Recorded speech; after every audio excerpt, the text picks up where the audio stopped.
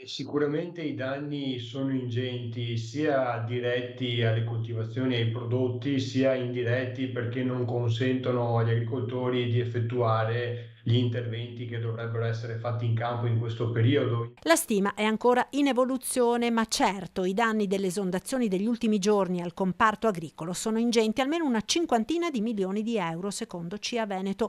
Primo raccolto a risentirne sarà quello delle ciliegie. Alcune produzioni, in particolare le varietà più precoci di frutta, parlo principalmente delle ciliegie, insomma, che con queste precipitazioni sono arrivate ad avere danni ormai prossimi al 100%. Danni pesanti anche ai seminativi. Come vediamo ovviamente avere le culture in campo oppure di recente semina come il mais ad esempio, dove il problema dell'asfissia radicale comporta la morte sostanzialmente delle piantine che sono da poco state messe a dimora, la necessità di dover sostanzialmente riseminare quando le condizioni lo consentiranno. Ma a subire conseguenze negative saranno anche grano, frumento e orzo, che hanno le spighe in fase di maturazione, come pure le viti, che pur potendo sopportare qualche giorno di ristagno idrico, sono ora più esposte alle malattie. Attualmente tutte le principali vitigni del nostro territorio si stanno avvicinando, sono già in fase di fioritura